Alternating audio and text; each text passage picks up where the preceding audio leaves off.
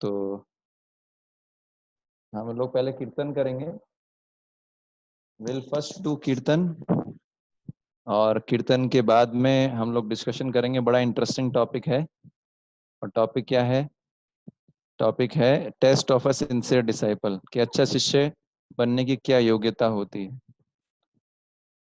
है ना। तो मैं जिसका जो है डॉक्यूमेंट आप लोगों के साथ शेयर कर रहा हूँ। अ, मैं हिमांशु को शेयर कर रहा हूँ। हिमांशु को आप ग्रुप पे डाल दीजिएगा। इसमें से ही हम रीड आउट करेंगे बेसिकली। हरे कृष्ण।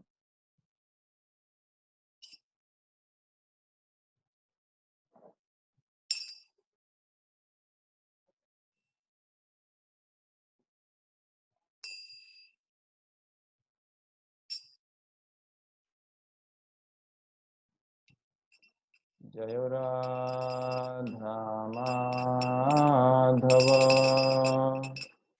कुंज बिहारी, जय राधा माधव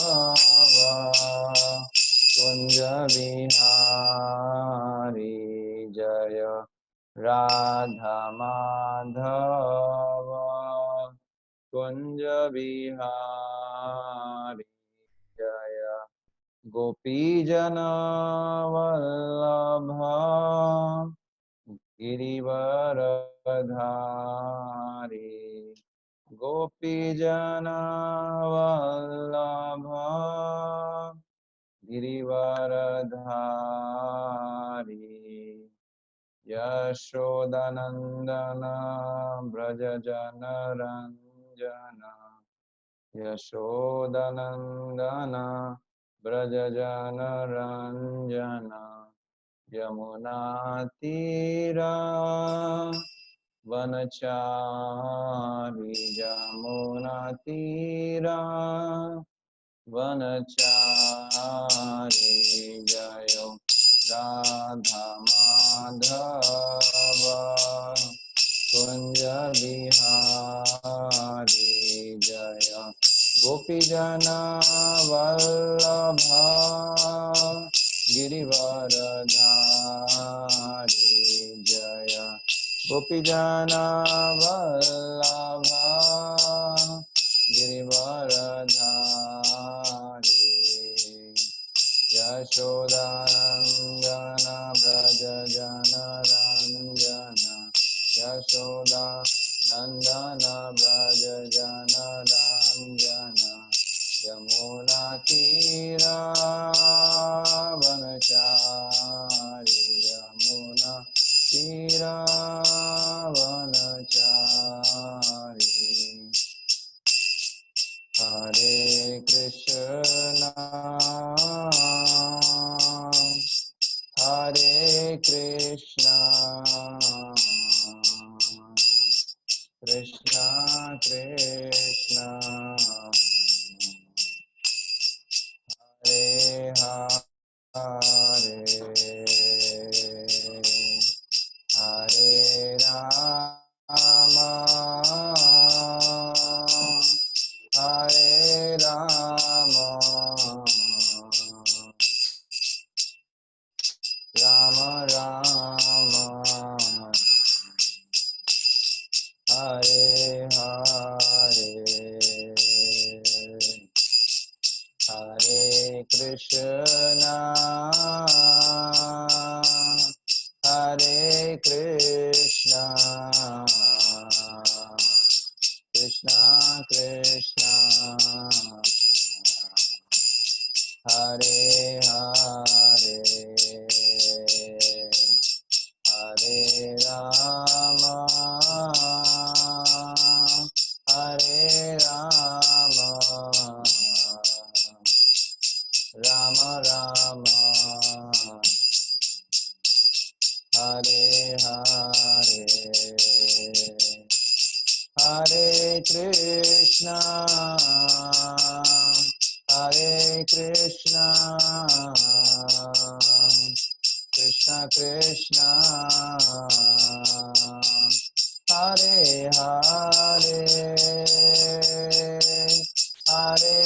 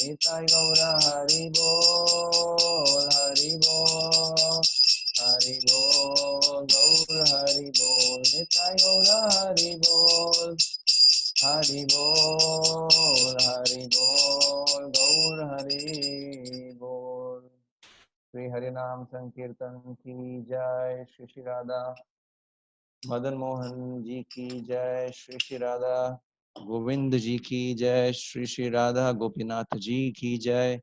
श्री श्री कृष्ण बलराम की जय। श्री श्री गौर निताय की जय। श्री श्री गिरि गोवर्धन की जय। ब्रजभूमि वृंदावन धाम की जय। मायापुर नवदीप धाम की जय। पुरुषोत्तम क्षेत्र जगन्नाथपुरी धाम की जय। समस्त एकत्रित गौर भक्त वृंद की जय। निताय गौर प्रेमानंदे हरि हरि बोल। ओम अज्ञानतिमिरान्धस्य ज्ञानञ्जन शलाकया चक्षुरुन्मिलितं येन तस्मै श्रीगुरवे नमः। श्रीचैतन्यमनोभीष्टं स्थापितं येन भूतले स्वयं रूप कदा मह्यं ददाति स्वपदान्तिकम्।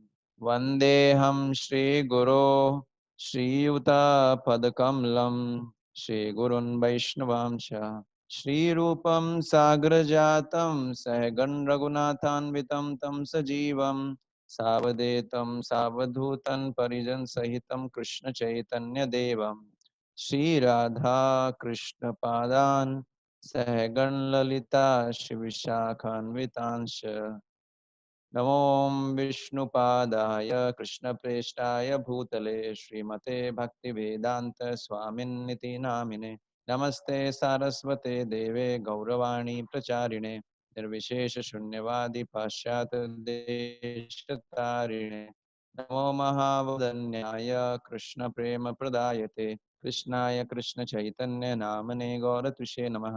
हे कृष्ण करुणा सिंधु दीनबंधो जगतपते गोपेश गोपिका कांत राधा कांत नमस्तुते तप्त कांचन गौरांगी राधे वृंदावनेश्वरी वृषभानुसुते देवी प्रणमामि हरिप्रिये वाञ्छाकल्पतरुभ्यश्च कृपा सिन्धुभ्येव च पतितानां पावनेभ्यो वैष्णवेभ्यो नमो नमः।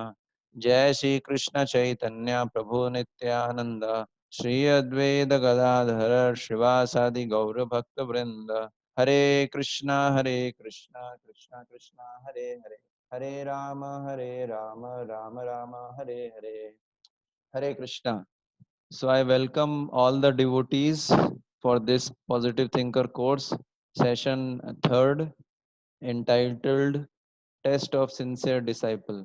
सभी भक्तों का स्वागत है पॉजिटिव थिंकर कोर्स के लिए। आज हम चर्चा करेंगे कि एक जो है आदर्श शिष्य की क्या योग्यताएं होती हैं।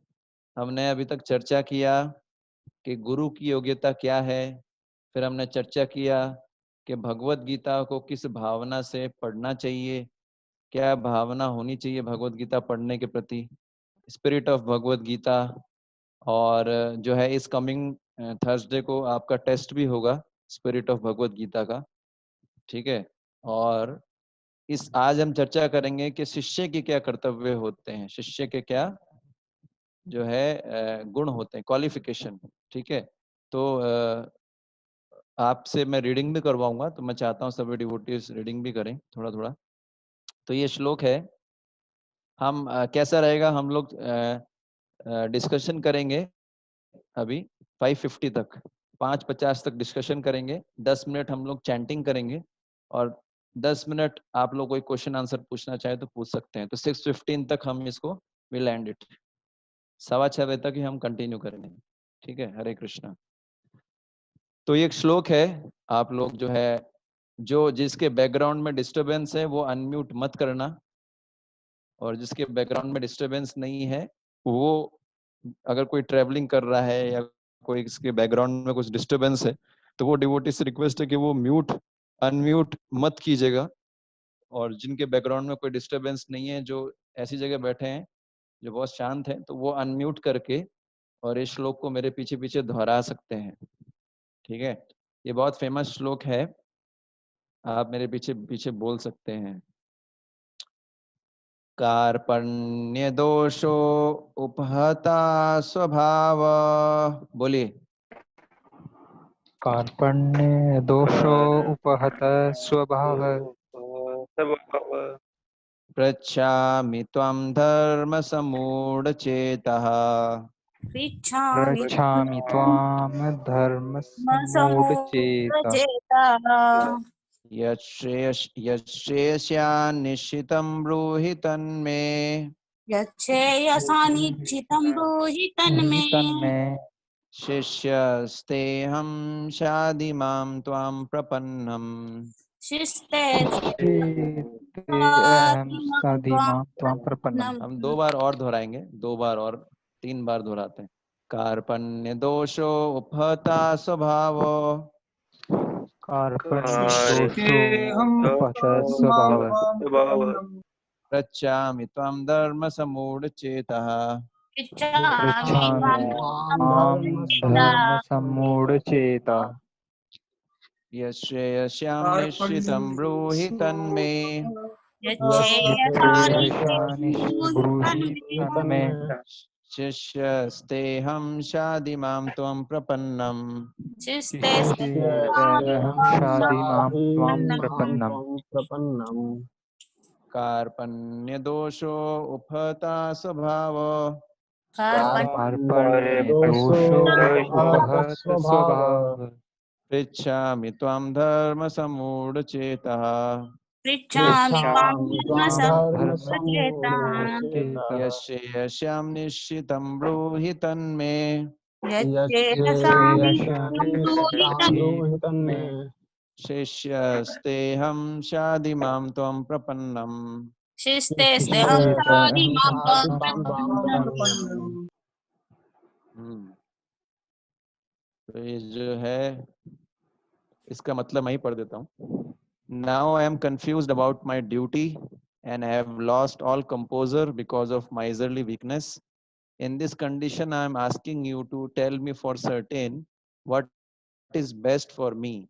Now I am your disciple and a soul surrender unto you. Please instruct me. यहाँ पर यही बता रहे हैं कि कृष्ण अर्जुन बोल रहे हैं कृष्ण को, क्या बोल रहे हैं कि मैं अब अपनी कृपण दुर्बलता के कारण अपना कर्तव्य भूल गया हूँ और सारा धैर्य खो चुका हूँ। ऐसी अवस्था में अब मैं आपसे पूछ रहा हूँ कि जो मेरे लिए श्रेष्ठकर हो उसे निश्चित रूप से बताइए। अब मैं आपका शिष्य हूँ तथा आपका शरणागत हूँ, कृपया मुझे आदेश उपदेश दें, है ना। तो ये हम चर्चा कर रहे हैं एक आदर्श शिष्य की क्या क्वालिटीज होते हैं, ठीक है। तो मैं अभी एक तो I will just share you one document.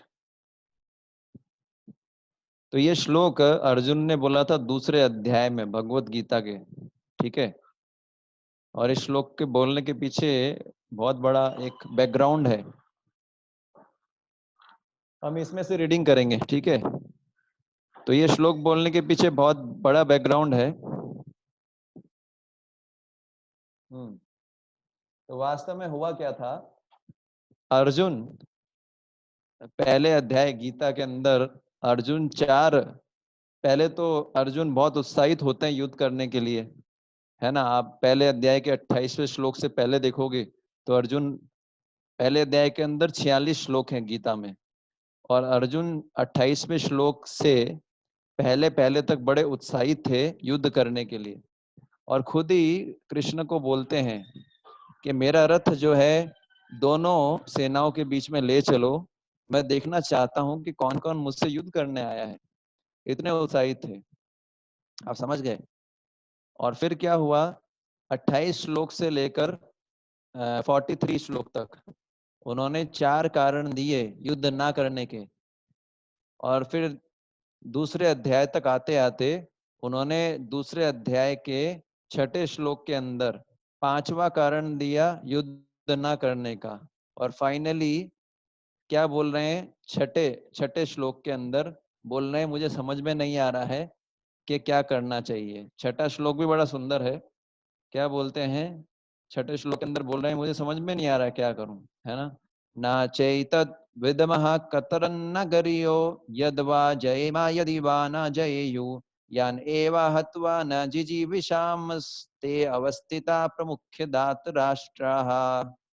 तो अर्जुन कंफ्यूज है, क्या करूं, युद्ध करूं कि ना करूं, युद्ध करूं कि ना करूं, युद्ध करूं कि ना करूं, इसी में कंफ्यूज है।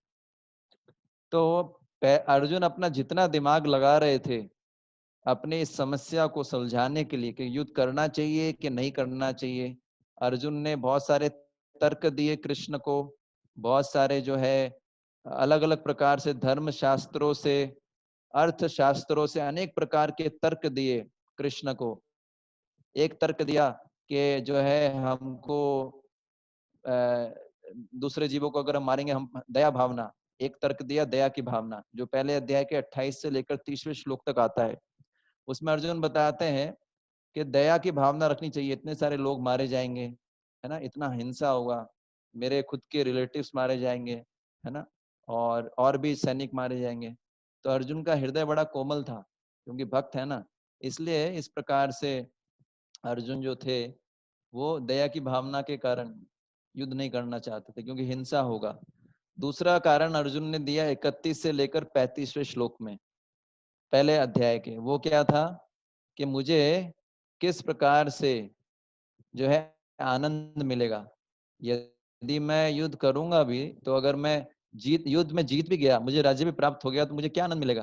क्योंकि आनंद कैसे मिलता है, जब हम कोई अचीवमेंट प्राप्त करते हैं, कुछ चीज प्राप्त करते हैं, दूसरों को शेयर करते हैं, दिखाते हैं कि मैंने देखो ये अवार्ड जीता है, तब तो ना आनंद मिलता है। लेकिन कोई दिखाने के लिए रहेगा ही नहीं क्योंकि सब लोग को तो अर्जुन मार ही देंगे। तो अर्जुन बोलते हैं फायदा क्या होगा, मुझे तो कोई आनंद नहीं मिलेगा। दूसरा कारण ये बताया। तीसरा कारण जो है अर्जुन बताते हैं 36 37 38 श्लोक में, क्या कि मुझे पाप लगेगा। क्यों पाप लगेगा, पहले अध्याय के, क्योंकि इतने सारे लोगों का वध करूंगा, है ना, मेरे वरिष्ठ जो लोग हैं उनका वध करूंगा, ये पाप लगेगा, है ना। उसके बाद चौथा कारण बताते हैं 39 से 43 श्लोक में कि अगर मैं जो है युद्ध करूंगा तो ये जो वंश परंपरा चलती आ रही है, युद्ध करेंगे तो बहुत सारे पुरुष मारे जाएंगे, कुछ जवान भी कुछ बूढ़े भी। तो वो जो उनका परिवार होगा बिना पुरुषों का परिवार होगा, और स्त्रियां हैं वो अकेली रह जाएंगी, फिर उनका शोषण होगा। शोषण होगा तो शोषण होने से क्या होगा कि अवांछित संतानें उत्पन्न होंगी जिनको वर्ण शंकर बोलते हैं। तो अनेक प्रकार से ये अच्छा नहीं है। तो अर्जुन ने 4 कारण दिए।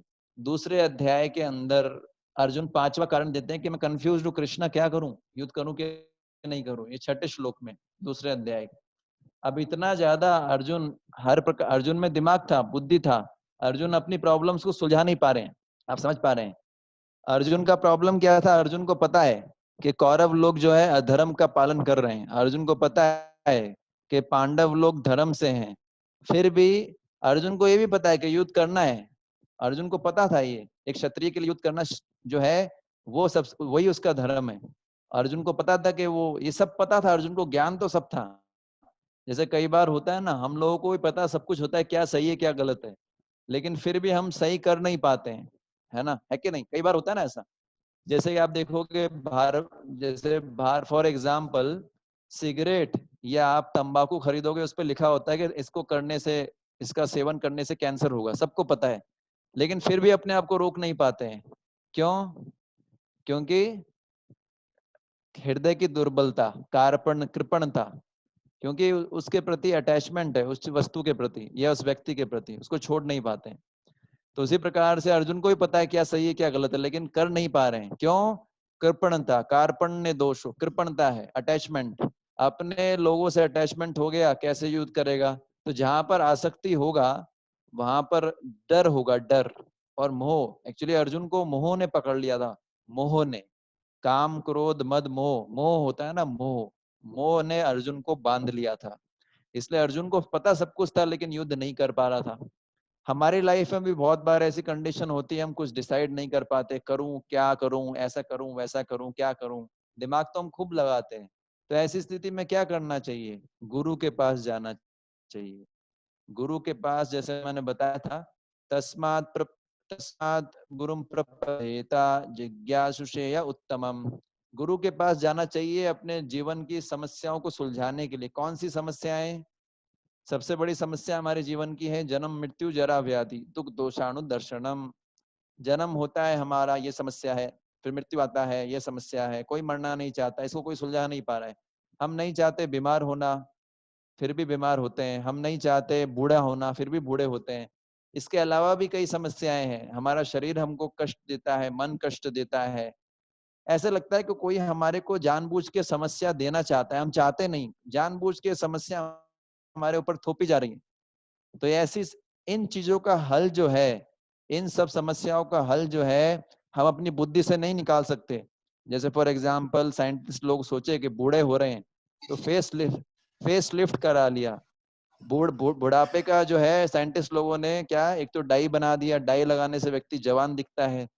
फेस लिफ्ट करा लो, फेस लिफ्ट कराने से झुर्रियां नहीं दिखेंगी। लेकिन शरीर तो अंदर से बूढ़ा हो ही रहा है ना, मृत्यु तो आनी है एक दिन। मृत्यु से कौन बचा सकता है?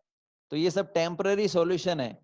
तो हमारी जो बुद्धि है ना, हमारी बुद्धि, हमारी मटेरियल एजुकेशन, ये भौतिक शिक्षा जिसमें हम बहुत गर्व करते हैं, या हमारा जो है, जो हमारा पद है, डेजिग्नेशन है, ये कोई काम नहीं आता। हमको इन समस्याओं से छुटकारा नहीं दिला सकता। ये जीवन की जो समस्याएं हैं जो मैंने बताई आपको, जन्म मृत्यु जरा व्याधि, आदि दैविक क्लेश, आदि भौतिक क्लेश, आध्यात्मिक क्लेश, इससे हमारे ये जो भौतिक जगत की पढ़ाई है, ये हमको हेल्प नहीं कर सकती है। ना हमारा पद प्रतिष्ठा समाज में हमको हेल्प कर सकता है। ऐसा है क्या कि कलेक्टर नहीं मरेगा? ऐसा है क्या कि कलेक्टर को जो है बीमारी नहीं होगी? है ऐसा है क्या जो कलेक्टर है उसको ये छोड़ दिया जाएगा? नहीं, ये सबके लिए समान नियम है। आप समझ पा रहे हैं? तो अगर इन समस्याओं का समाधान पाना है तो किसके पास जाना पड़ेगा? गुरु के पास। तो अर्जुन जो है इस श्लोक के अंदर किसको अप्रोच कर रहे हैं? कृष्ण को, है ना? क्योंकि अपने आप से सुलझा नहीं पा रहे हैं। तो इसलिए ये टॉपिक हमारे, ये जो मैं ये श्लोक इसलिए लिया मैंने क्योंकि श्लोक हमारे टॉपिक्स के लिए बड़ा इंपॉर्टेंट है कि किस प्रकार गुरु की शरण में जाना चाहिए। तो गुरु की शरण में कैसे जा रहे हैं अर्जुन? क्या बोल रहे हैं कि मैं जो है कार्पण्य, अब मैं कृपण था, कृपण हो गया हूं मैं, मेरे जो है हृदय में आसक्ति आ गई, कृपण हो गया हूं मैं, कमजोर हो रहा हूं। तो अब मुझे बताइए मेरे लिए क्या श्रेष्ठकर होगा? ठीक है, अब मैं आपको पढ़ने के लिए कुछ दूंगा, तो आपको पढ़ना है और फिर हम चर्चा करेंगे इस पे।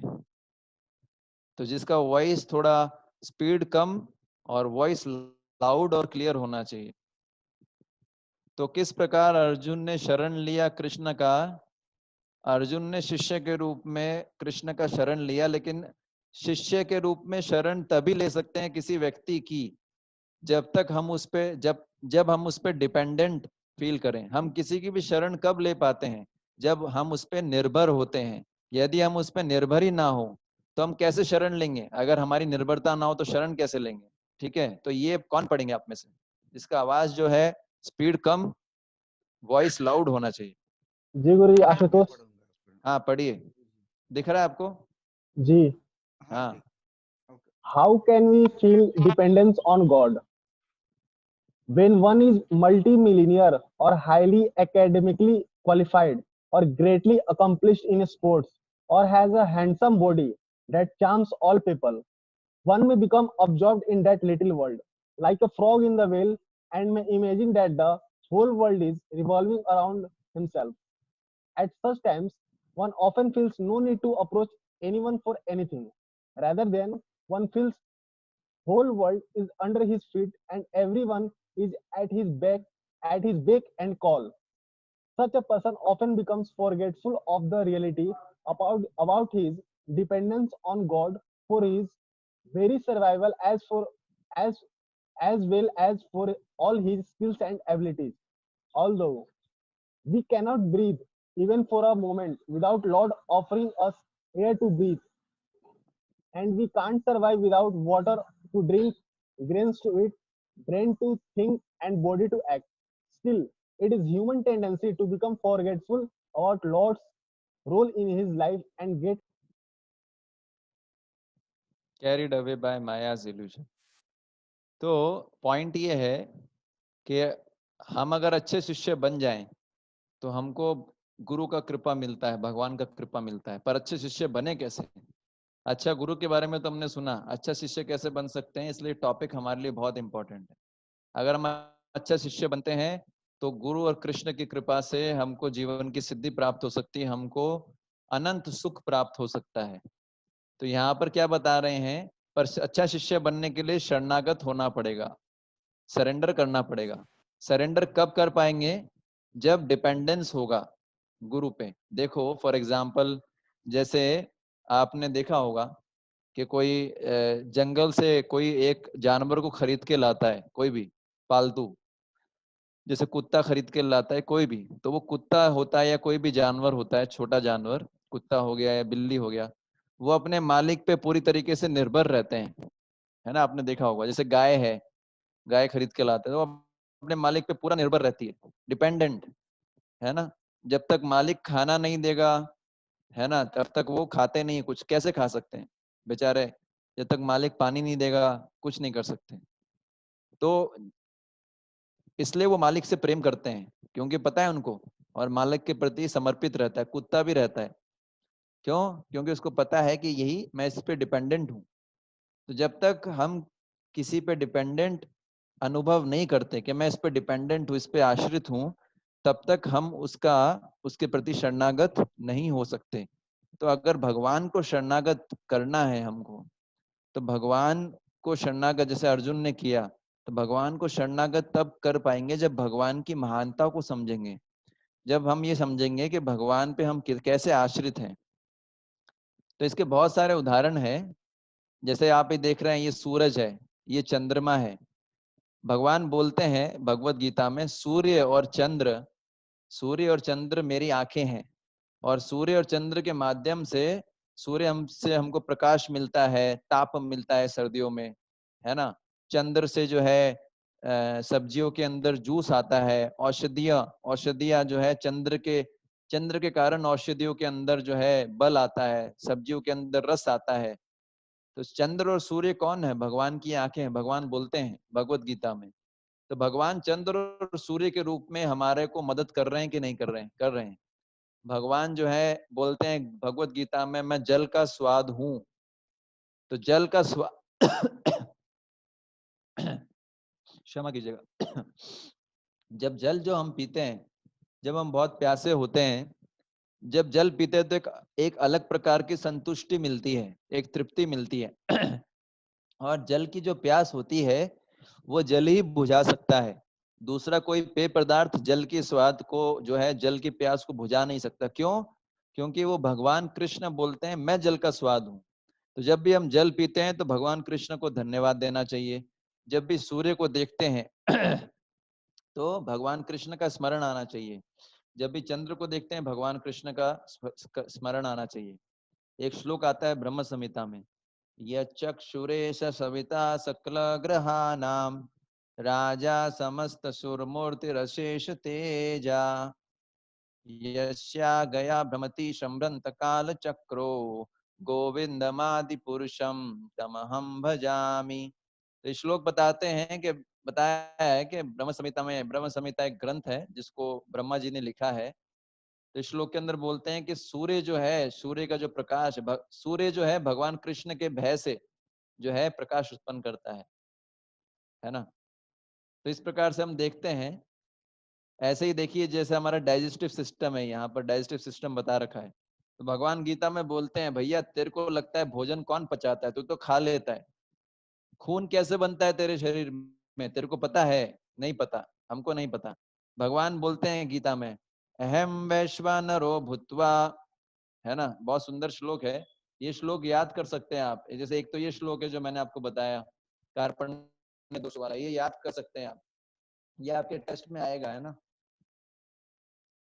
हाँ ये श्लोक दोहरा सकते हैं मेरे पीछे पीछे।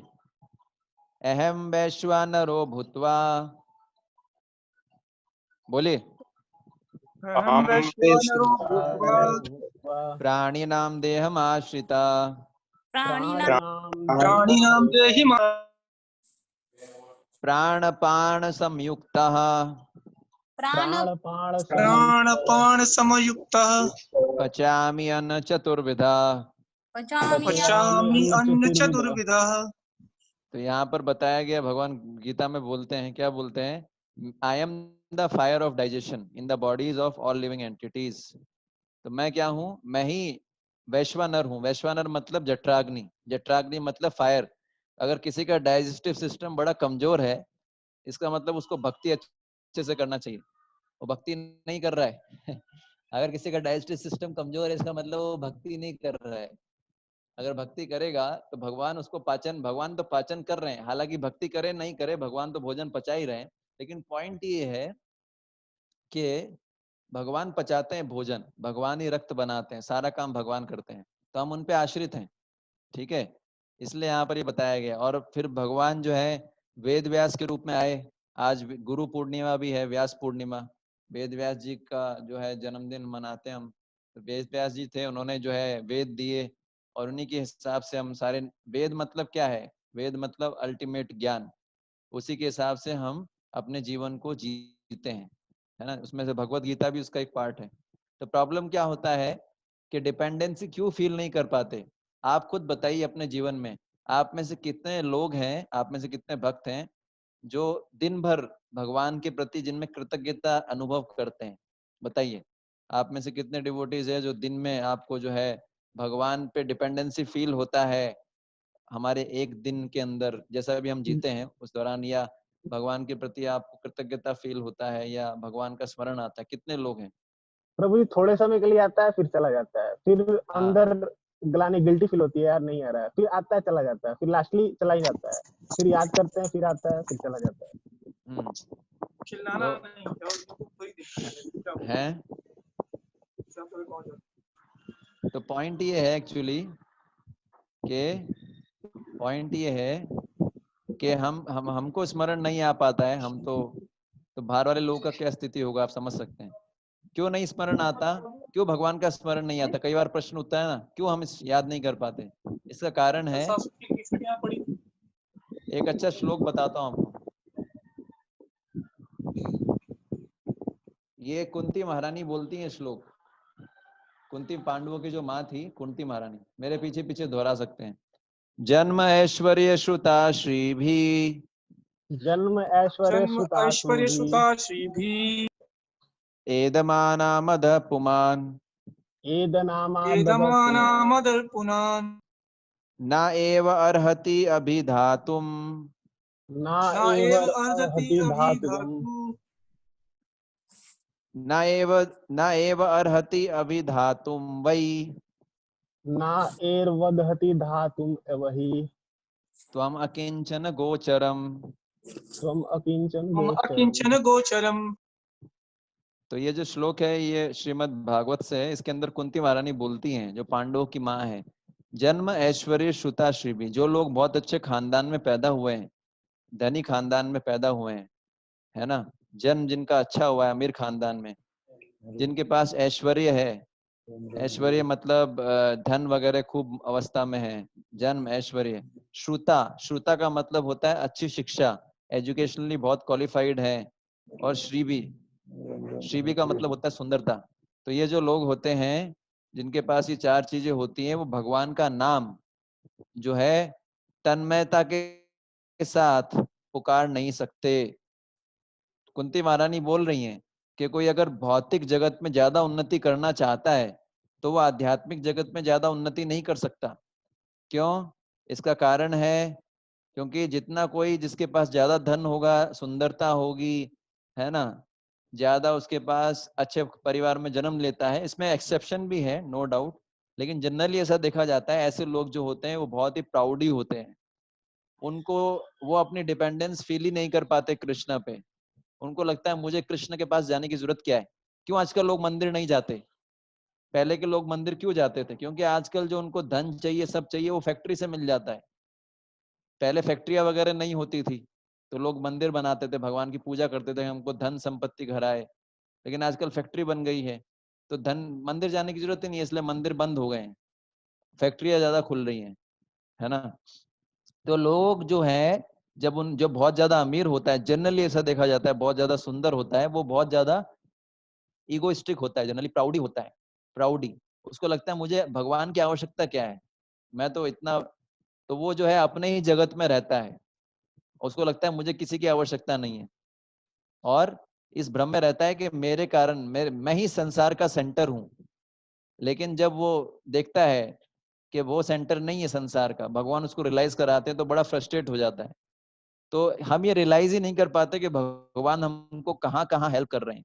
इसका कारण क्या है कि हम जो है मानते हैं कि मैं जो है, मैं, हमको प्राइड होता है, हम अपने आप को बहुत महान समझते हैं, हमको लगता है मैं अपने बलबूते पे जीवन चला रहा हूँ, लेकिन वास्तव में ऐसा नहीं है। तो ये कारण है कि लोग भगवान पे आश्रित फील नहीं कर पाते। आश्रित फील करेंगे तो सरेंडर करेंगे, है ना।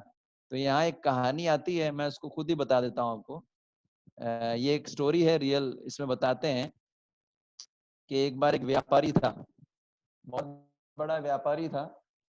वो किसी एक जगह से दूसरी जगह जा रहा था, उसके पास बहुत सारा धन था, एक अपने गाड़ी में जा रहा था, बहुत सारा पैसा लेके जा रहा था सूटकेस में। तो रास्ते के अंदर जो है बहुत सारे जो ये होते हैं ना डकैत, डेकॉइट्स मिल गए, उसको गैंग मिल गया एक पूरा।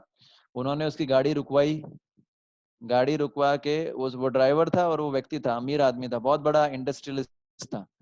उन्होंने जो है, जैसे अपने नहीं आते, ये होते हैं ना क्या बोलते हैं इसको, जिसको बोलते चेक पोस्ट बोलते हैं, जहाँ पर वो चुंगी नाका बोलते हैं ना, जहाँ पर वो पे करते हैं, क्या उसको हिंदी में क्या बोलते हैं मुझे याद नहीं आ रहा, जहाँ पर हम टोल टैक्स, हाँ टोल टैक्स, टोल टैक्स, तो टोल टैक्स वाला जो था, टोल टैक्स पे वो गैंग आया, उन्होंने रोक दिया सेठ जी को, और जो है एक व्यक्ति ने जो है गन दिखा दी और सारा पैसा ले लिया सेठ जी का।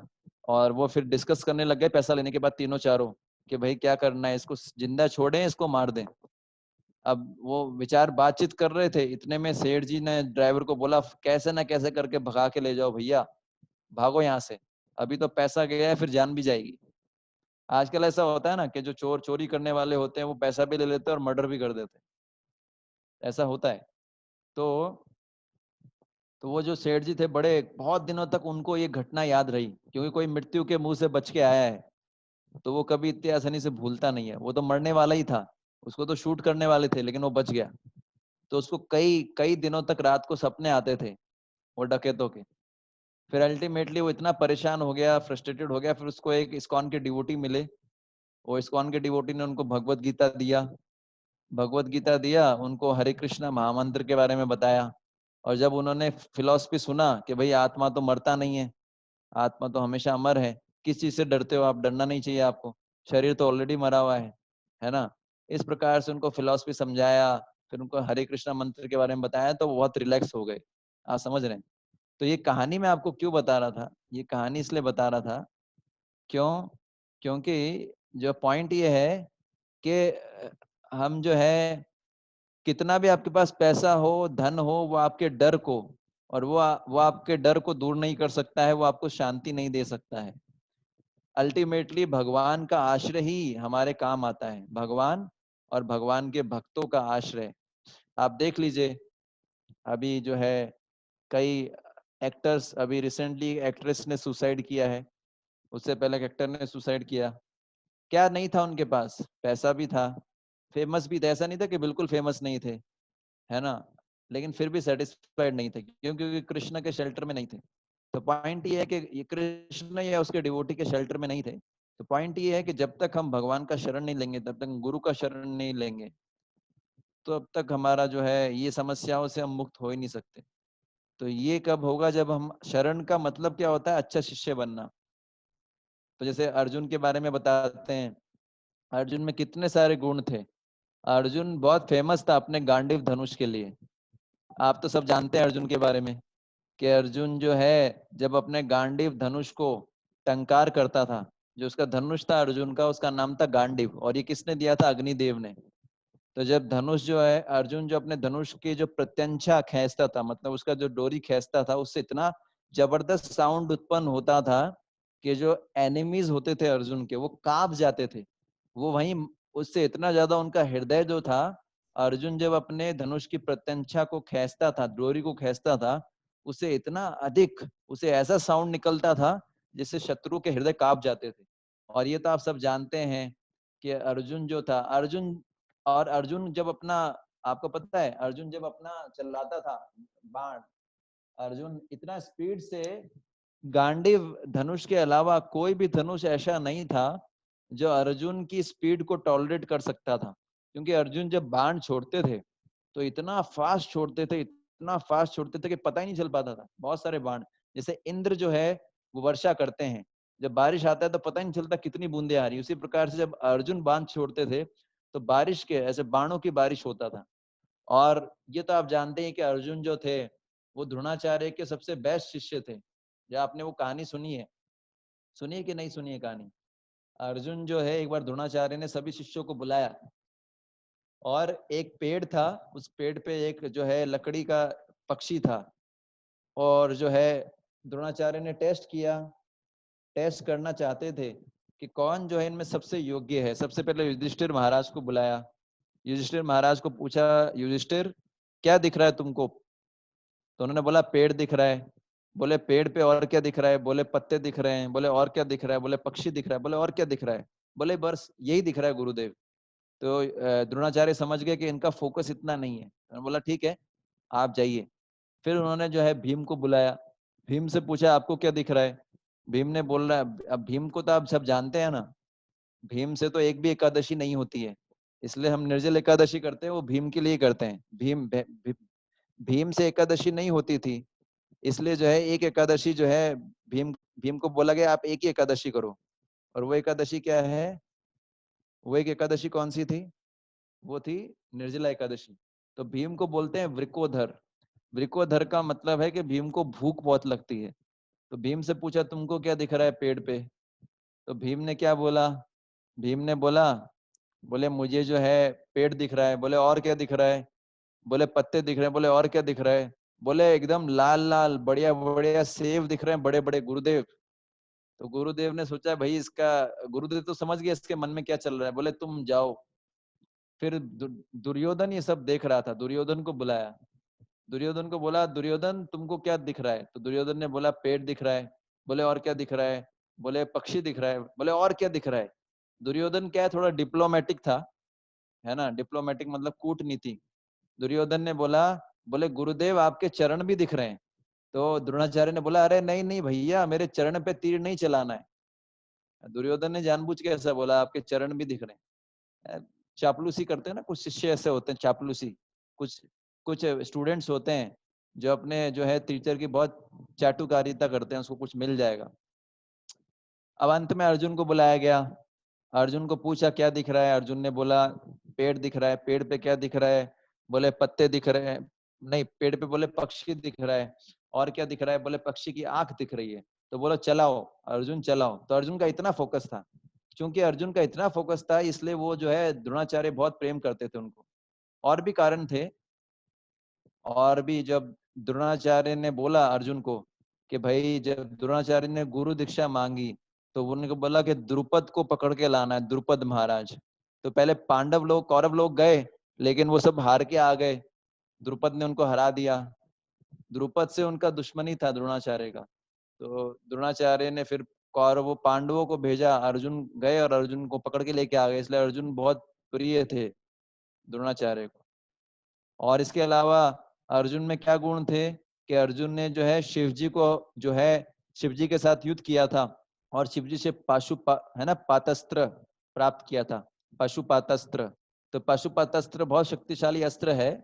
और शिव जी जो थे, ये जब खांडव प्रस्थ में आग लगाने के बाद वो जाते हैं, अर्जुन जाते हैं अलग अलग देवताओं से अलग अलग अस्त्रों को प्रदान करने के लिए, लेने के लिए। तो शिव जी से उनका लड़ाई होता है, ये सब अब लंबी कहानी है। और शिव जी से उनको, अब सोचिए शिव जी से कोई लड़ सके कितना शक्तिशाली होगा, है ना। तो शिव जी जब खुश होते हैं बाद में, जब ये ड्रॉ रहता है मैच, कई जगह ऐसा भक्त लोग बताते हैं कि शिव जी को हरा देते हैं, लेकिन जनरली ऐसा होता है कि शिव जी से ड्रॉ रहता है। शिव जी तो बहुत शक्तिशाली है, साधारण जीव नहीं है शिव जी। शिव जी अलग ही तत्व है, शिव जी जो एक साधारण नहीं है। तो शिव जी से उनका शिव जी जो उनसे बड़े खुश होते हैं, उनको अपना पाशुपत्र पातस्त्र देते हैं। उसके अलावा जो है अर्जुन में क्या खूबी थी, सबसे बड़ी थी कि अर्जुन का सेंस कंट्रोल था। सोचिए जब अर्जुन युद्ध अस्त्र अस्त्र शस्त्र प्राप्त करने के लिए स्वर्ग में गए इंद्र के पास, तो इंद्र के जो जो वो क्या बोलते हैं उसको, जहाँ पर राज, ये जहाँ अप्सरा। पर अप्सरा तो ठीक है, मतलब वो क्या बोलते हैं जहाँ पर राजा वगैरह सब बैठते हैं ना, वो क्या बोलते हैं, मंत्री वगैरह बैठते हैं उस जगह को क्या बोलते हैं? राज्यसभा। हाँ राज्यसभा, जो भी मान लीजिए, जो भी। सिंहासन। हाँ, तो जो भी राज्यसभा या जो भी वो जो भी जगह थी जहाँ पर मंत्री लोग बैठते हैं, राजा जो भी। तो इंद्र देखा, अर्जुन तो इंद्र के पुत्र है ना, अर्जुन इंद्र के पुत्र हैं। तो अर्जुन, तो उस वहां पर क्या होता है कि अप्सराएं होती है, वो डांस डांस करती है बेसिकली डांस के लिए। तो उर्वशी थी, उर्वशी नृत्य कर रही थी, जो अर्जुन की ने देखा उनको, तो इंद्र को लगा शायद अर्जुन चाहते हैं इसको। तो अर्जुन को जो है उन्होंने बोला, इंद्र ने अर्जुन को नहीं बोला एक्चुअली, उस अप्सरा को बोला कि बोला मेरा पुत्र जो है तुमको चाहता है, तो तुम जो है एक तुम मेरे पुत्र को प्रसन्न करने के लिए जो है इसको, उनको वैसे प्रपोजल दिया, बोले तुम मेरे पुत्र को संतुष्ट करो जाके। तो वो उर्वशी जी जाती हैं। उर्वशी जी तो बहुत पुरानी है ना, उर्वशी जी जो है पुरुरवा एक बहुत बड़े राजा हुए हैं, उर्वशी जी उनकी पत्नी बनी थी। तो अर्जुन के एक तरीके से जो है, मतलब वो होता है ना दादा दादी, उस तरीके से उनका रिलेशन था। अब जो उर्वशी जी बहुत सुंदर थी, उर्वशी जी गई उनके कमरे में रात के समय, है ना, और जो है उर्वशी जी ने अपना प्रपोजल रखा, पर अर्जुन ने उनको जो है प्रणाम किया, बोले माते, बोले आप मेरे माँ के समान हो, है ना, क्यों मैं जो है पुरुरवा महाराज जो हुए हैं मेरे उसमें ही हुए हैं वंश में, तो आप तो मेरे माँ के, माँ नहीं बोला बेसिकली दादा दादी मान लीजिए, पुरानी माँ के माँ के माँ के माँ, लाइक दैट। तो अर्जुन ने बोला, बोले मैं जो है मैं जो है आपका संग नहीं कर सकता हूँ। तो जब ये सुना उर्वशी जी को बड़ा क्रोध आया और उन्होंने श्राप दे दिया, बोले तुम जो हो 1 साल के लिए तुम क्या बनोगे, नपुंसक बन जाओ। तो सोचिए ये ऐसा ऐसा जो है अर्जुन के अंदर गुण था, पूरा इंद्रिय कंट्रोल था, है ना। अब सोचिए ऐसा, हम तो ऐसा सोच भी नहीं सकते सपने में, है ना। और पहली बात तो कोई कंट्रोल कर ले बहुत बड़ी बात है, उसके बाद उसको श्राप मिल जाए, उसको क्रोध ना आए, तो ये भी दूसरी बड़ी बात है। तो ये अर्जुन के ऐसे बहुत सारी खूबियां थी, बेसिकली मैं बता रहा हूँ अर्जुन के अंदर ये सब खूबियां होने के बावजूद, ऐसी बहुत सारी खूबियां थी, ये सब खूबियां होने के बावजूद भी जो है अर्जुन अलग अलग अस्त्र छोड़ते थे। जैसे अग्नि उत्पन्न करने के लिए आग्नेय अस्त्र था, वरुण पानी के लिए जो है वरुण वरुण अस्त्र था। तो ये सब ये स्पेशल क्वालिफिकेशन थी। लेकिन प्रॉब्लम क्या हुआ, ये सब क्वालिफिकेशन होने के बाद भी अर्जुन क्या है डिप्रेशन में आ गए, विषाद के अंदर आ गए, विषाद। और अर्जुन क्या बोल रहे हैं, क्या बोल रहे हैं, वेपुतश्च शरीर में रोमहर्षण जायते गांडीवम संस्ते संस्था त्वक चैव परिधायते। तो मैं ये इसलिए बता रहा हूँ क्योंकि अर्जुन के पास इतने सारे स्किल्स थे, इतना ज्ञान भी था, सुंदरता थी, अच्छे कुल में थे, लेकिन फिर भी ये सारी समस्याएं, सारे गुण थे, अर्जुन की समस्याओं को सॉल्व नहीं कर पाए। और यही चीज हमारे साथ भी है आज। क्या है, भले ही आज अर्जुन नहीं है हमारे साथ में, वैसे तो अर्जुन नित्य संगी है भगवान के, आज के समय में भी जो है अर्जुन ने, वास्तव में तो अर्जुन जो है वो क्या है, कभी भी जो है अज्ञान में नहीं आ सकते, लेकिन भगवान ने उनको अज्ञान में डाला, अपने प्रिय मित्र को अज्ञान में डाला, अपने प्रिय भक्त को अज्ञान में डाला, ताकि हम जैसे जीव जो है वो, जब हम अपनी समस्या फेस करेंगे संसार में, तो उनके पास ऑलरेडी कुछ सॉल्यूशन हो। तो अर्जुन ने हमारा रोल प्ले करते हुए कि एक बद्ध जीव जो होता है, एक संसारी जीव, उसके जीवन में क्या समस्या आ सकती है, वो सब प्रश्न पूछे हमारे भले के लिए। वरना अर्जुन जो भगवान का नित्य संगी है, भगवान के नित्य मित्र हैं, भक्त हैं, वो कैसे अज्ञान में आ सकते हैं? आप समझ पा रहे हैं? तो वैसे ही उस समय भी जो समस्याएं थी वो समस्या आज भी है। जैसे काम, क्रोध, मद, मोह, मात्सर्य, सारी समस्या काम से शुरू होती है, काम। और ये आज भी है। अर्जुन के समय मोह भी जो है, अर्जुन को काम ने नहीं पकड़ा था, लेकिन मोह ने पकड़ा था। लेकिन काम जो है, काम का छोटा भाई बोलते हैं क्रोध और मोह। तो पहले काम आता है, फिर ये सब चीजें अपने आप आ जाती है। तो मोह भी एक प्रकार से जो है काम से ही निकला है। आप समझ पा रहे हैं? तो ये समस्या अभी भी है। उस समय अर्जुन विषाद में थे। आज हमारी जो संस्कृत, आज के जो हमारे लोग हैं, उनके पास बहुत सारी फैसिलिटीज है, जैसे अर्जुन के पास थी।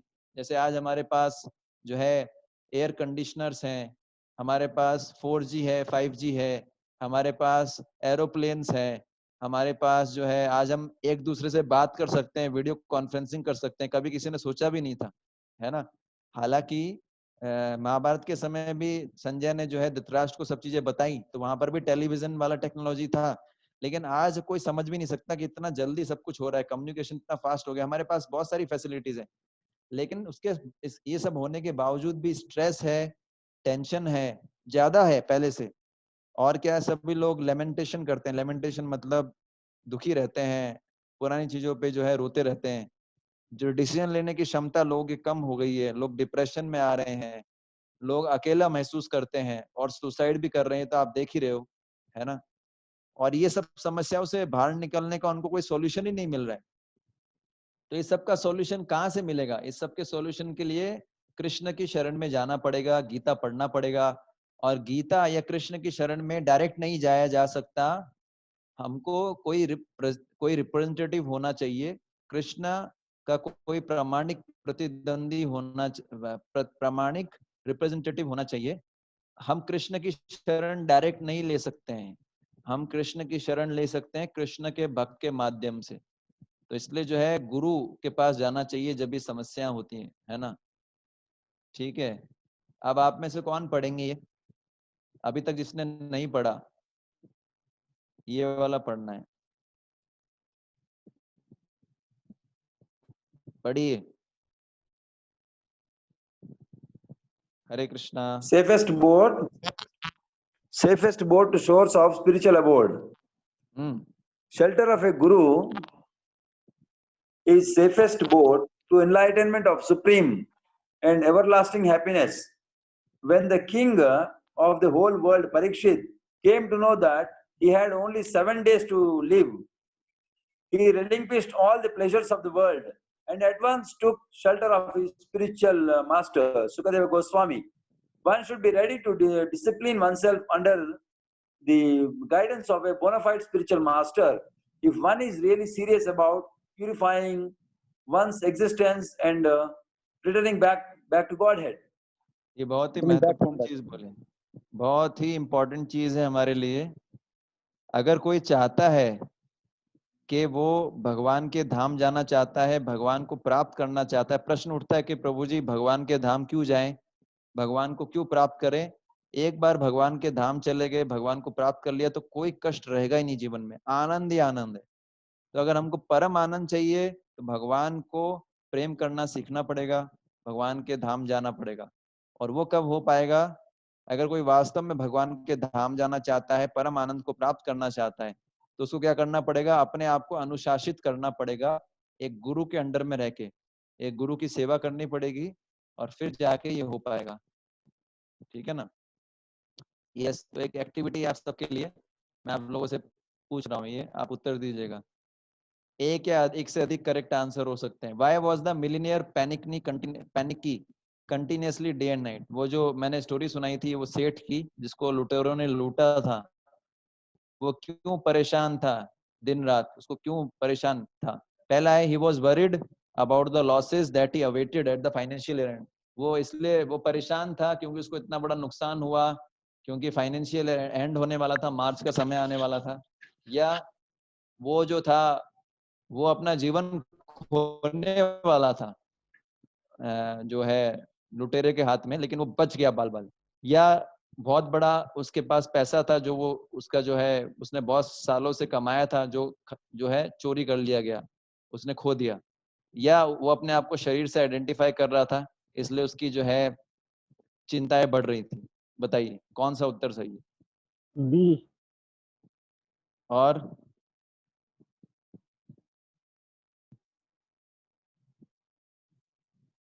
बस एक ही व्यक्ति, बाकी सब लोग? 4 प्रभु जी, चौथे नंबर 4। Okay okay. तो इसके अंदर बी भी है, प्रभु जी। हाँ बी भी है और डी भी है, दोनों। बी भी है और डी भी है। सी नहीं है, क्योंकि वो तो पैसा तो वापस कमाया जा सकता। बी भी है और डी भी इसका आंसर है। How could the millionaire get rid of his constant fear and bad dream? तो वो जो अमीर व्यक्ति था, उसने कैसे अपने डर को और बुरे सपनों को दूर किया? उसने पुलिस में कंप्लेन किया ताकि जो है चोरों को पकड़ लिया जाए, ऐसे उसका दुख दूर हुआ, डर दूर हुआ। या उसने अपने आप को बिजी कर लिया अपने बिजनेस में ताकि वो पुरानी चीजों का स्मरण ना कर सके।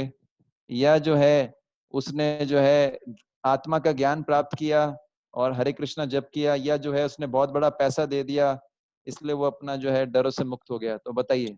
सी Prabhu ji. Yes, good, C is the answer. तीसरा प्रश्न है, what was the reason that made Arjuna weep in the battlefield and stop fighting? क्या कारण था कि अर्जुन युद्ध स्थल में रोने लग गए थे और अर्जुन युद्ध नहीं कर रहे थे? है ना? पहला क्या है? पहला है ही बिकेम ओवरवेल्म्ड, या अर्जुन जो है विपक्षी सेना को देख के जो है डर गए थे। अर्जुन को जो है स्ट्रेस उत्पन्न हो गया था जैसे ही जो है लड़ाई शुरू होने वाली थी, लड़ाई के डर के कारण। और वो जो है वो इसलिए परेशान थे क्योंकि उनको जो है आसक्ति थी अपने रिश्तेदारों से। और जो है अर्जुन इसलिए रो रहे थे, इसलिए युद्ध करना स्टॉप कर दिया था क्योंकि वो एक गुरु को चाहते थे जो उनको ज्ञान दे सके, भगवान के बारे में बता सके, लाइक दैट। यस। सी और डी। हम्म सी और डी सी, प्रभु जी। हाँ सी तो है ही वॉज एग्रीव्ड, मतलब क्योंकि उसको आसक्ति थी ना। और ऑफ कोर्स इसलिए भी लड़ाई नहीं किया उन्होंने। अर्जुन एक श्लोक में बोलते हैं, मैं जब तक युद्ध नहीं करूंगा जब तक आप मुझे उपदेश नहीं देंगे, कृष्ण को बोलते हैं। ठीक है, तो इसका सी तो है ही। और ही needed a guru to elevate him with the knowledge of soul. हाँ, तो सी और डी। फोर्थ क्या है? What is the connection between weeping Arjuna in battlefield and modern day educated people? आजकल के जो लोग हैं और पुराने समय में जो अर्जुन स्ट्रेस में था, आजकल के लोग, इनमें क्या कनेक्शन है? पहला ऑप्शन, क्योंकि गीता भगवान का वाणी है, पर आज समय बदल गया है इसलिए आज ये इतना इम्पोर्टेंट नहीं है।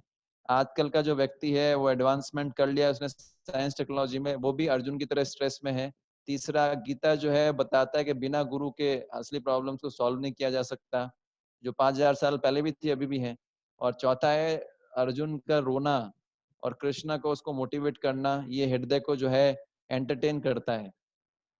तो कौन सा उत्तर सही है? सी प्रभु जी। कौन सा? सी। एक्चुअली बी और सी दोनों होगा। मॉडर्न मैन, क्योंकि वो भी स्ट्रेस में है, कनेक्शन ही है। और ये भी है कि बिना गुरु के इसको सॉल्व नहीं किया जा सकता। ठीक है, तो ये है ये हमारा अब मेन विषय शुरू होगा। ये ज्यादा लंबा नहीं है टॉपिक, इसलिए मैंने आपका फंडामेंटल बनाने के लिए इतना सारा डिस्कशन किया, क्योंकि अब तो क्वालिटीज आएंगी डिसाइपल्स की, तो वो तो हम काफी अच्छे से डिस्कस कर सकते हैं। तो अब एक क्वालिटी डिस्कस करेंगे और फिर एंड करेंगे। तो ये कौन पढ़ेगा क्विकली, जिसने अभी तक नहीं पढ़ा है?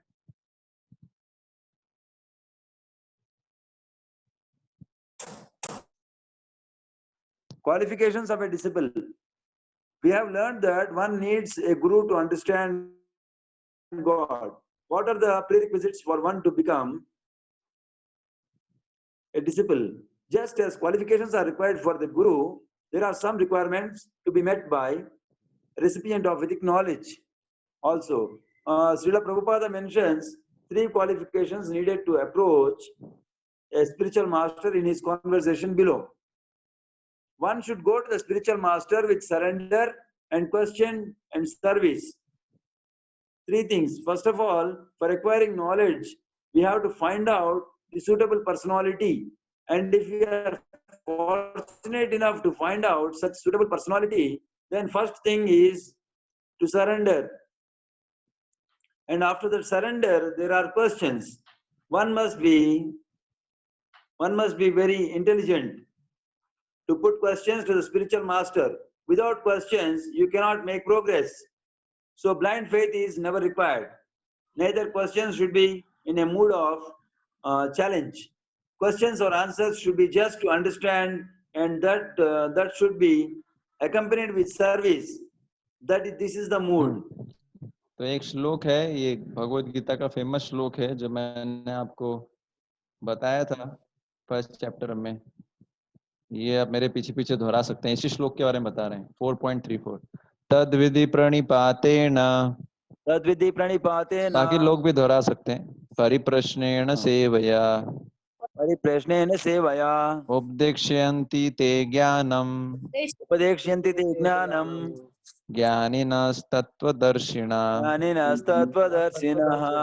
तो यहाँ पर बताया गया प्रणिपातेन, पहली चीज होती है प्रकृष्ट रूपेण पातेन। प्रणिपातेन का मतलब होता है कंप्लीट सरेंडर, 100% सरेंडर, 98, 99 नहीं, 100%।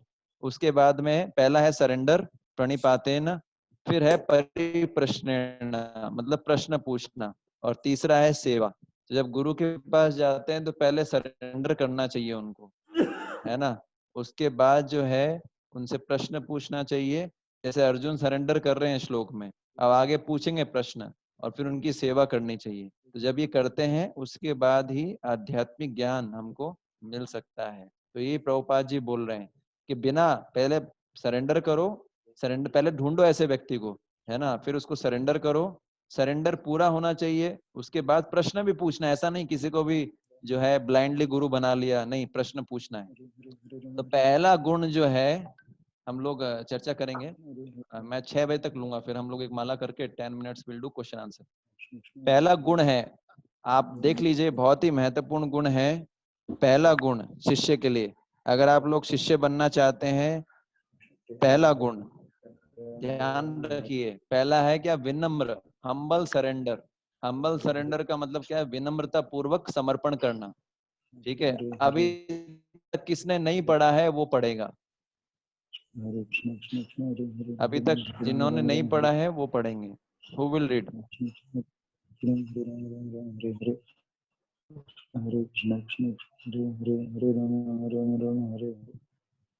मैं पढ़ूंगा। हाँ पढ़िए। A disciple should submissively and humbly surrender to the spiritual master. One should consider oneself a fool in front of the guru and should put aside all preconceived notions learned earlier from unreliable sources. Example: the ideal way to surrender to the spiritual master is the way in which Sanatana Goswami, a great scholar and devotee of the 16th century, surrendered to his spiritual master, Lord Chaitanya Mahaprabhu. Sanatana Goswami was a cabinet minister of Nawab Hussain Shah, who was then the king of the whole of Bengal. Due to his high position, Sanatana Goswami had several magnificent palaces, fabulous wealth, multitudes of servants, and the finest luxuries of life. He had a highly respected lineage. He was born in Saraswati Brahmin family. He was learned not only in Sanskrit, the traditional language of India, but also in many other contemporary languages, including Arabic and the Persian. That in spite of having such extraordinary material attributes, when he approached Lord Chaitanya to surrender his life to him, he fell at the Lord's lotus feet in utter humanity, with a straw in his mouth and a cloth around his neck. Submitting himself to Lord Chaitanya, he inquired, "My associations are all abominable, and I am fallen, the most wretched of mankind. I was suffering in the dark well of the material enjoyment, and I never knew the actual goal of my life. Indeed, I do not even know what is beneficial for me. Although I am known in the world as a great learned man, a Pandita, I am in fact so much of a fool that even myself think that I am learned. You have accepted Learned. me It is called learned. as you learned. Okay. Yes. You are accepted me as your servant, and you have delivered me from the entanglement of material life. Now, please tell me what my duty is in this liberated state. Who am I? Why are the threefold miseries always giving me trouble? And finally, tell me how I can be relieved from this material entanglement. This is the process of accepting a spiritual master. One should approach a spiritual master humbly, submit to him, and then inquire from him about how to progress in spiritual life. Just as a seed planted in fertile land can germinate, and a potent man can impregnate a fertile woman to beget a child, a bona fide guru can entangle the heart of Enlighten. enlighten the heart of a receptive disciple with transcendental knowledge. But if the disciple maintains his own reservations, then such a disciple's heart is like barren land where the seed cannot sprout, or like a barren woman who cannot beget a child. An instructive story illustrates the position of such an unreceptive disciple. Okay. तो basically first जो quality है वो क्या है? विनम्रता पूर्वक समर्पण करना गुरु को। तो यहाँ पर ये बताया गया है, इसके अंदर जो हमने इतना वृत्तांत पढ़ा, इसके अंदर यही बताया गया है क्या कि सबमिसिवली, समर्पण के साथ और विनम्रता के साथ गुरु को समर्पण करना चाहिए, और गुरु के सामने अपने आप को जो है बहुत होशियार नहीं दिखाना चाहिए। गुरु के सामने अपने आप को होशियार नहीं दिखाना चाहिए। इसका उदाहरण मिलता है महाभारत से। जैसे आप महाभारत के दूसरे या तीसरे श्लोक में देखेंगे, एक तरफ तो दुर्योधन है और एक तरफ अर्जुन है, सॉरी युधिष्ठिर। तो जो युधिष्ठिर थे, युधिष्ठिर महाराज जब महाभारत का युद्ध शुरू होने वाला होता है तो वो जो है भीष्म पितामह, द्रोणाचार्य, कृपाचार्य, इनके पास जाते हैं और अपना जो है राजसी वेश जो होता है वो सब उतार देते हैं। राजसी वेश वो उतार के इनको प्रणाम करते हैं, युद्ध शुरू करने से पहले इनकी परिक्रमा करते हैं और इनसे युद्ध जीतने के लिए आशीर्वाद लेते हैं। एक तरफ तो युधिष्ठिर महाराज है और एक तरफ जो है दुर्योधन है, तो वो भी द्रोणाचार्य के पास जाते हैं युद्ध शुरू होने से पहले। लेकिन वो कैसे जाते हैं? अपने राजसी वेश में जाते हैं और उनसे आज्ञा प्राप्त करने के लिए नहीं जाते, बल्कि उनको आज्ञा देने के लिए जाते हैं। आचार्य उपसंगमय राजा वचनम अब्रवीतः। तो कलयुग के अंदर शिष्य लोग ऐसे ही हो गए आजकल, वो गुरु को भी जो है ऑर्डर देना चाहते हैं, जबकि होना क्या चाहिए? गुरु के पास जाना चाहिए, गुरु को कभी आर्गुमेंट नहीं करना चाहिए। यदि हम किसी को गुरु बनाते हैं, किसी को मेंटर बनाते हैं, तो उनसे चैलेंजिंग स्पिरिट में नहीं पूछना चाहिए, है ना। कई बार हम चैलेंज कर देते हैं, नहीं नहीं ये गलत है, तो ये ऐसा नहीं चलता है। तो ये पहला लक्षण है कि वो जो है विनम्रता पूर्वक जो है समर्पण करता है। चैलेंजिंग स्पिरिट नहीं होना चाहिए, है ना। उसको कितना भी ज्ञान होगा, लेकिन वो गुरु के सामने अपने आप को मूर्ख ही मानता है। इसका उदाहरण देते हैं सनातन गोस्वामी। आज सनातन गोस्वामी जी का तिरोभाव दिवस भी है। तो सनातन गोस्वामी जो है भगवान कृष्ण के बहुत बड़े भक्त हुए हैं और चैतन्य महाप्रभु के शिष्य थे, है ना। अ, वंदे रूप सनातन रघुयुगो श्रीजीव गोपाल को। सनातन गोस्वामी बहुत बड़े स्कॉलर थे। एक्चुअली ये साउथ का सारस्वत ब्राह्मण फैमिली में पैदा हुए थे, जो बहुत ही हाई क्लास ब्राह्मण फैमिली होती है। इनके पिता का नाम था कुमार देव और इनके ये 3 भाई थे। सबसे बड़े सनातन गोस्वामी, फिर जो है रूप गोस्वामी और इनके छोटे भाई थे, उनका नाम था अनुपम्य वल्लभ। तो सनातन गोस्वामी जो थे इतने बुद्धिमान थे, इतने बुद्धिमान थे कि उनको पूरा वेदों का अध्ययन कर रखा था उन्होंने। उनको संस्कृत के साथ साथ पर्शियन, अरेबिक, है ना, ये सब लैंग्वेज आती थी और बहुत शार्प थे। लेकिन जब वो चैतन्य महाप्रभु के पास जाते हैं, जो कि स्वयं भगवान कृष्ण चैतन्य महाप्रभु बन के आते हैं। भगवान कृष्ण चैतन्य महाप्रभु कौन है? भगवान कृष्ण अब जब भक्त के रूप में आते हैं, तो जब वो जाते हैं चैतन्य महाप्रभु के पास, तो अपनी बुद्धिमत्ता नहीं झाड़ते, बोले मेरे को तो वेदों का सब नॉलेज है, आप कैसे भगवान हो सकते हो, है ना। ये अपना ज्ञान नहीं दर्शाते। वो क्या बोलते हैं? वो बहुत ही सुंदर चीज बोलते हैं, है ना। वो बोलते हैं कि मैं कौन हूँ। ये श्लोक है बहुत सुंदर, ये चैतन्य चरितामृत में आता है।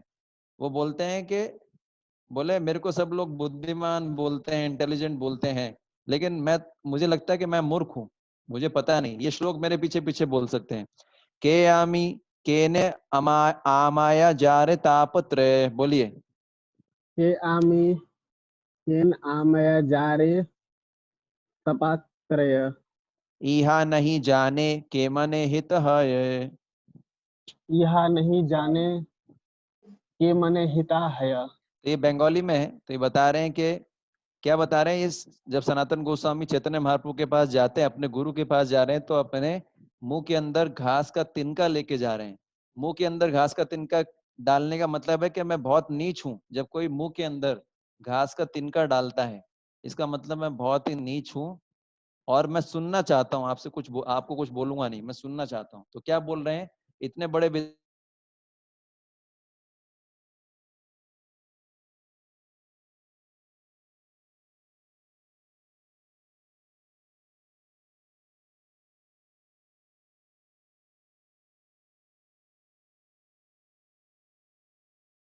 गुरु के सामने जाते हैं तो मूर्ख बनना चाहिए व्यक्ति को, है ना। जब तक हम ये नहीं मानेंगे कि मुझे कुछ नहीं पता है, तब तक हमको ज्ञान कैसे मिलेगा। तो पहला क्वालिटी ये है कि जब गुरु के पास जाते हैं तो अपने आप को मूर्ख समझना चाहिए, कोई रिजर्वेशन नहीं रखना चाहिए, अपना ज्यादा होशियार, डेढ़ होशियारी नहीं दिखानी चाहिए। तो इसमें एक स्टोरी भी आता है कि एक लड़का था, वो मृदंग सीखना चाहता था। मृदंग सीखने के लिए एक मास्टर के पास गया, बोला मास्टर जी मृदंग सिखा दो, ढोलक सिखा दो। मास्टर जी ने बोला तुमको थोड़ा बहुत आता है पहले से? तो बालक ने बोला हाँ आता है। तो बोले तुम्हारे से मैं 200 रुपये लूंगा पर मंथ। बालक बोला ठीक है। फिर एक और बालक आता है, वो भी बोलता है मास्टर जी मृदंग सिखा दो। बोले ठीक है, तुमको कुछ पहले से आता है? तो बालक बोलता है नहीं मुझे तो नहीं आता है। तो बोले ठीक है, तुमसे मैं 100 रुपये लूंगा। तो पहले वाले बालक को जब पता लगा, बोले इससे तो यार ये 100 रुपये ले रहा है, मेरे से 200 ले रहा है। बोले गुरुजी आप ऐसा डिस्क्रिमिनेशन कैसे कर रहे हो? तो गुरुजी ने बोला क्योंकि आपको पहले से जो है मृदंग आता है, तो इसलिए आपको पहले से मृदंग आता है, वो आपने गलत सीख रखा है, तो उसको मेरे को पहले इरेज करना पड़ेगा और दोबारा जो है सही ज्ञान भरना पड़ेगा, इसलिए डबल पैसा ले रहा हूँ।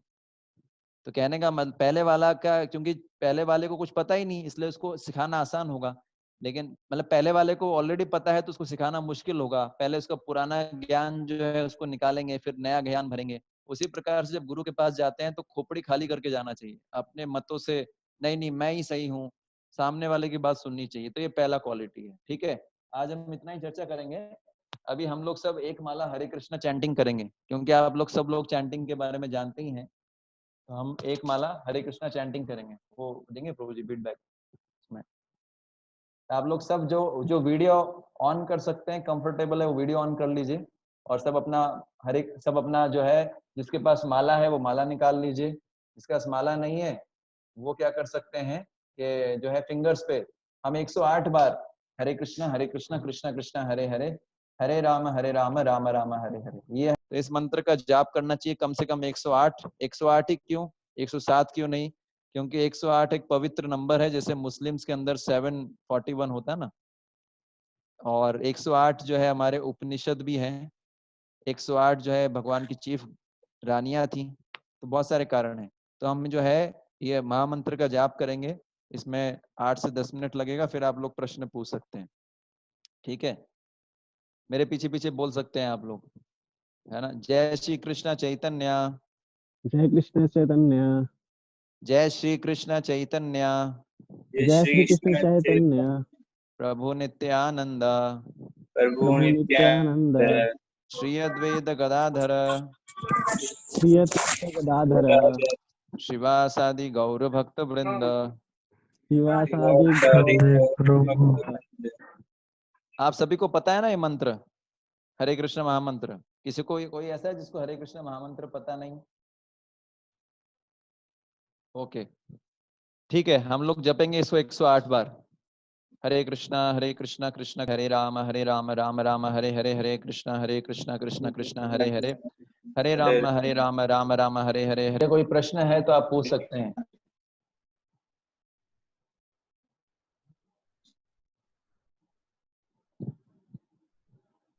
हरे कृष्णा, किसी का कोई प्रश्न है तो आप पूछ सकते हैं।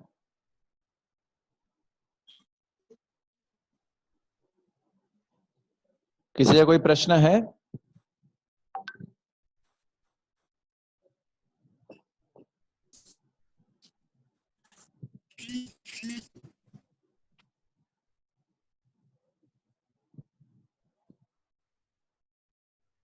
ठीक है, तो किसी का कोई प्रश्न नहीं है तो हम अगली बार मिलेंगे। थर्सडे को आपका टेस्ट भी होगा, सेकंड चैप्टर का, स्पिरिट ऑफ भगवत गीता, और इस चैप्टर को हम कंप्लीट कर लेंगे।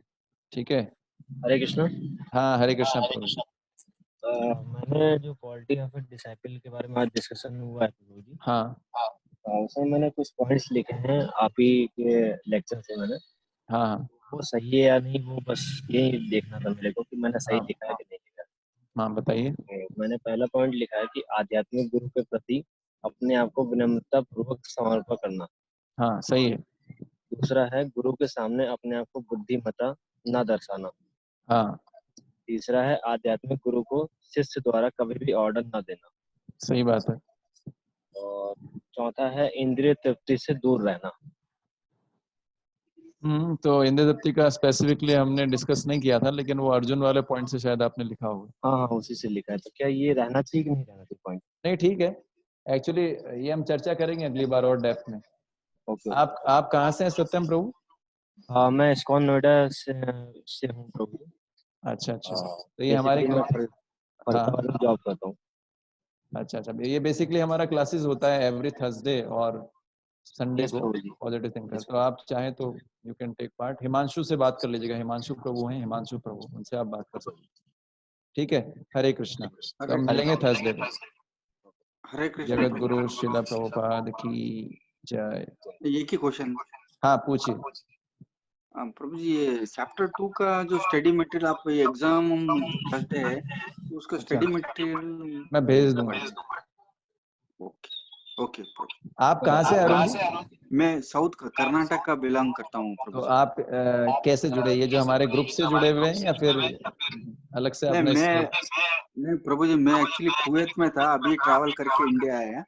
अच्छा। तो कुवैत में क्या है, हाँ, मेरा ब्रदर एक इस्कॉन का है, मतलब भक्त है, तो उन्होंने आपका नंबर वगैरह दिया था, तो अच्छा। उनसे मैं आपका परिचय हुआ प्रभु जी। वो इस्कॉन का मेंबर है इधर चलिए बेंगलोर।